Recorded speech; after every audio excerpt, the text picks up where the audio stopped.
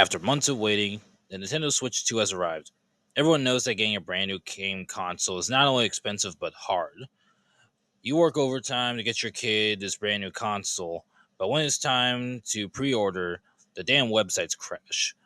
You not only worked overtime to afford the console, but now wasted 10 plus hours worth of sleep. Not too far away is Pokemon cards, but I'll be filming that for another day. What we are here today for is reviewing the Switch 2, as you can see. This is a pre order from Walmart, and I haven't opened the bag yet as I wanted to see if there were any pre order bonuses. Even though we aren't grading pre order bonuses, I wanted to see what Walmart offered to gamers. That is because, let's say you were purchasing this console years after launch. It wouldn't be fair. So now, let's open the bag. Inside the bag, there were pizza flavored Pringles, which is one of my least favorite flavors, but hey, you can't complain about free stuff. And also regular size bottle of Coke. Now, this was during the Share a Coke promotion, and obviously my name is not Ferdinand, but hey, still pretty good to have. And the main prize, the Switch. We also do get the tote bag, which no one really cares about, but it's time to start our review finally. At first glance, we can see the console. Now that's a good start because if you're at the store, you want to at least see what you're purchasing, and this does include the new Mario Kart game. Since most pre-orders don't come with a game, we're not reviewing this. There's going to be a time where this will be in a game store for $400 sometime way in the future. So we're reviewing this as if it's way past its time. But and on the sides, we can basically see that the console shows examples of how how the console can be played. For example, with friends or on the go. They're a good sign showing what we can do with it. On the bottom is your typical legal terms that nobody really reads, but you will now because of what Nintendo's doing. And on the top, we get to see the company logo. After all that, let's go ahead and open the packaging. Now, for tamper proofing, now there is only one way to open this console, and it's from the bottom. Any other way, and it would have been obvious that the console is either damaged, the box is in poor condition, or it's been tampered with. But much like the Xbox, the only thing stopping you from opening it is the stupid sticker.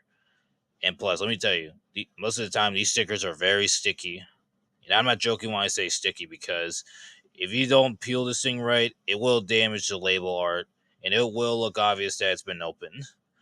But still, I prefer plastic wrapping as a way for tamper proofing. Now, upon opening, we are greeted with the Joy Cons, aka the controllers, in, and along with the screen.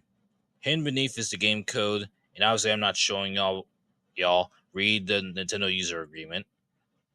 Underneath all that, there's the owner's manual, HDMI cable, whatever these things are, USB charger, U, the USB block, and and the controller. We're also given a deck, which is needed for physical setup, which is what we're gonna go to next. Now, for physical setup, there's really not much because if you're planning on using TV mode, then this is what you have to do. But since this is more of a portable console rather than a home console, I won't be demonstrating me setting it up next to my TV. Just basically setting it up right here on camera. Basically, what it would look like. First things first is the charging deck.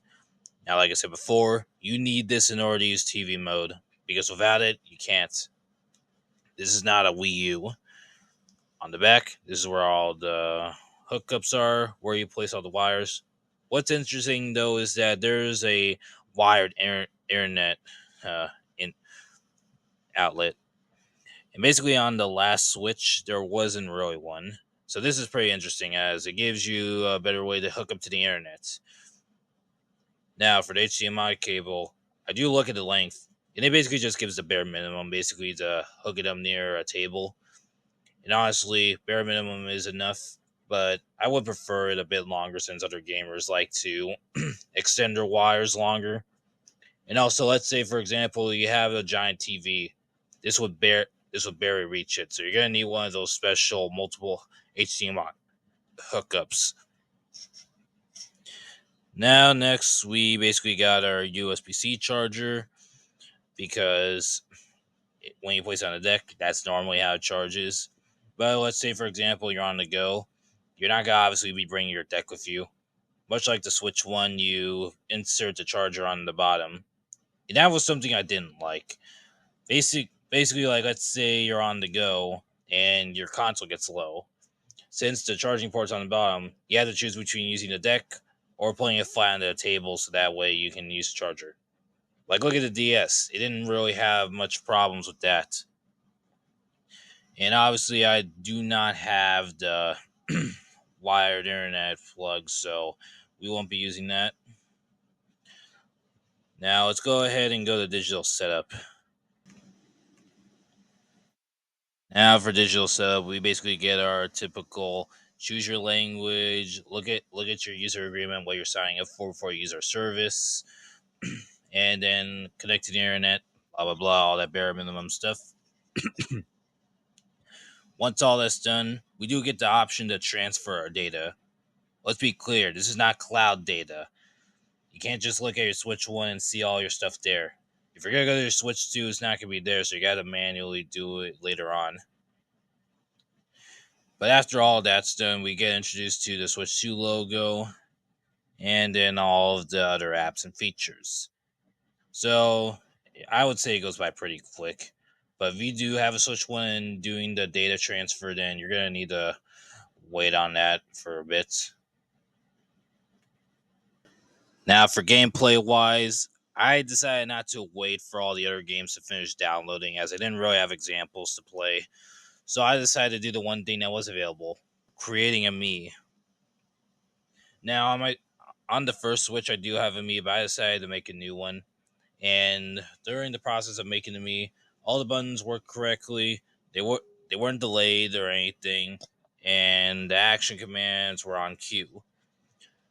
And also, just like the Switch One, this was touchscreen, and the touchscreen did work. But one thing a lot of people don't know is that many Switch games don't really use touchscreens, so it's not it's not gonna really matter. But it's still a pretty cool feature. I'm not counting features though because once again, we're not ranking features. We're ranking the gameplay. And so was able to create my Mii successfully, and so just like that, we were able to get a nice good gameplay out of making Mii's. You have to admit, making Mii's is a game. Now I decided to record this twice because we're gonna be doing both playing handheld and playing on TV mode.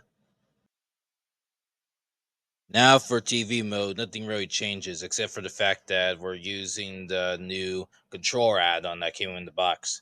Because if you lose that, then you're gonna have a hard time playing some of these games, as you're not gonna be playing with a typical pro controller. Basically, gameplay looks about the same. The wireless connection works pretty well. Battery was pretty good also.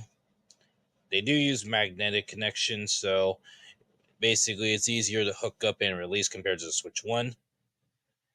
So yeah, gameplay on both sides are pretty good. I don't really see much of a difference, but I do prefer handheld mode better because that one gives you touchscreen. Meanwhile, TV mode gives you independent battery life, so that way the console doesn't drain fast.